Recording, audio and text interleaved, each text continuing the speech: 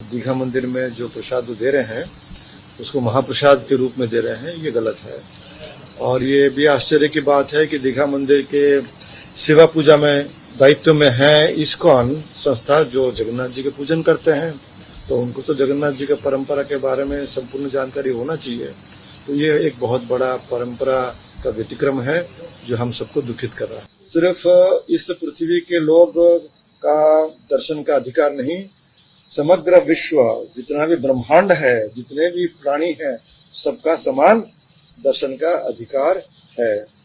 तो वो संभव होगा जब स्वयं मूल विग्रह जगन्नाथ बलभद्र सुभद्रा सुदर्शन मंदिर के बाहर आएंगे। तो साल में 2 बार उन्होंने कहा हम आएंगे, अपने जन्म दिवस ज्येष्ठ पूर्णिमा में स्नान यात्रा के माध्यम से, और ये 9 दिन रथ यात्रा जिसमें हम अपना जन्म स्थान को जाएंगे उसके माध्यम से। तो वास्तव में समग्र विश्व को भगवान दर्शन देने के लिए और अपना कृपा वृष्टि करने के लिए वो बाहर आते हैं।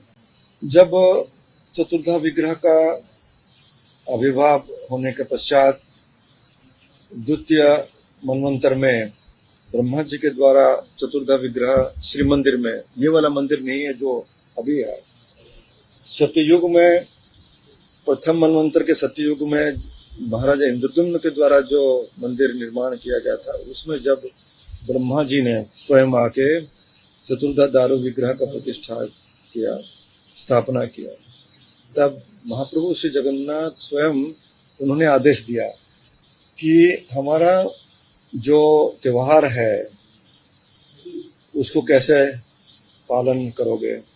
जो महाराजा थे इंद्रद्युम्न, उनको उन्होंने आदेश दिया। तो उसमें स्नान यात्रा और रथ यात्रा का तिथि उन्होंने कहा और किस तरह का ये सब यात्रा पालन होगा। साल भर 12 मुख्य यात्रा का स्वयं भगवान जी ने वर्णन किया और महाराजा को आदेश दिया। उस आदेश के अनुरूप हर साल जगन्नाथ धाम पुरी में ये रथ यात्रा अनुष्ठित होता है, स्नान यात्रा अनुष्ठित होता है परंपरा के अनुसार। और इसका तो मुख्य भगवान जी ने कहा कि उनका जो जन्म स्थान गुंडीचा मंडप है अति प्रिय है और वहां पे वो 7 दिन वहां पे निवास करना चाहते हैं। पर उसका वास्तव रहस्य तो ये हम लोग समझेंगे कि भगवान जी समग्र विश्व को दर्शन देने के लिए वो मंदिर से बाहर आते हैं।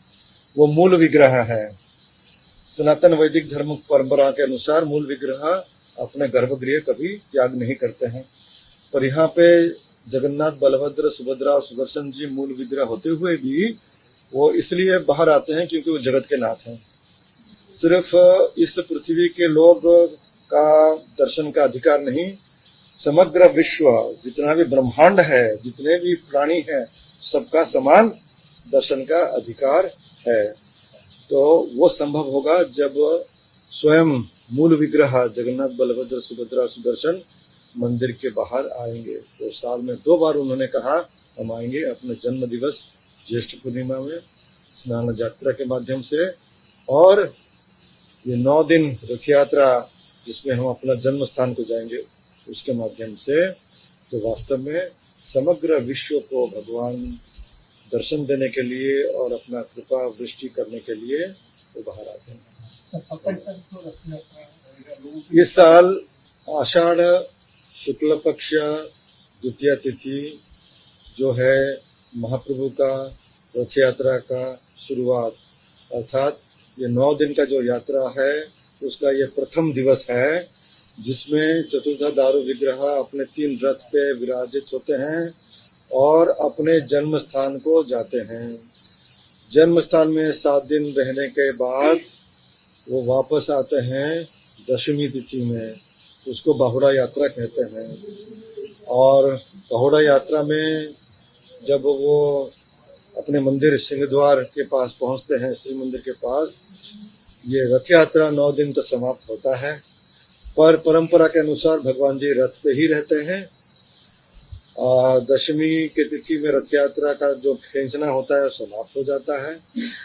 एकादशी में रथ के ऊपर भगवान चतुर्धा दारू मूर्तियों का सुनावेश का दर्शन होता है, बहुत आकर्षित दर्शन और आकर्षणीय है। और उसके दूसरे दिन अर्थात द्वादशी में भगवान जी का एक विशेष भोग लगता है, कहते हैं अधरपना भोग होता है।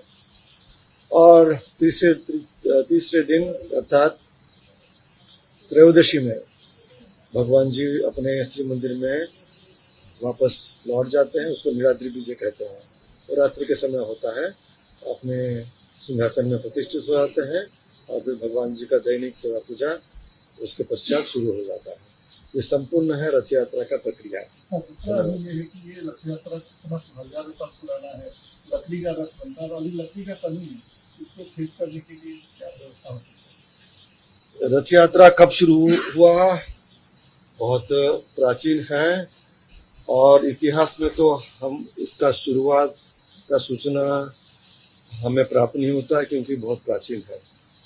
पर पुराण को अगर देखेंगे तो प्रथम महाप्रभु का रथ यात्रा हुआ जब महाप्रभु गुंडीचा मंदिर जो अभी है, उस वक्त तो मंदिर नहीं था, सिर्फ मंडप था, गुंडीचा मंडप था। वहां पे चतुर्धा विग्रह, दारू विग्रह का आविर्भाव स्वयं भगवान के द्वारा ही हुआ। और वहां से जब महाराजा इंद्रद्युम्न 3 रथ निर्माण करके द्वितीय मनवंतर में मनु स्वारोचिष के समय में उन्होंने गुंडीचा मंडप से प्रथम आदि मंदिर श्री मंदिर को उन्होंने लाया। वो था जगन्नाथ जी का प्रथम रथ यात्रा पुराण के अनुसार।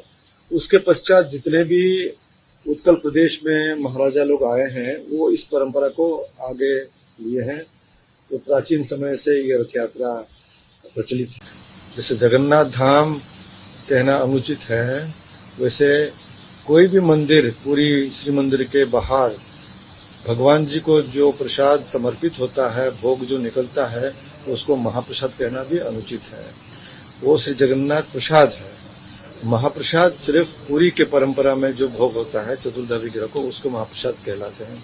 तो आप जो कह रहे हैं, मुझे तो सीधा कोई खबर नहीं आया है कि सिर्फ मीडिया के माध्यम से आप लोग कह रहे हैं कि दीघा मंदिर में जो प्रसाद दे रहे हैं उसको महाप्रसाद के रूप में दे रहे हैं, ये गलत है।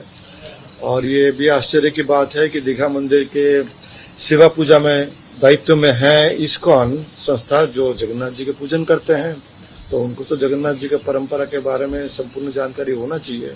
तो ये एक बहुत बड़ा परंपरा का व्यतिक्रम है जो हम सबको दुखित कर रहा है।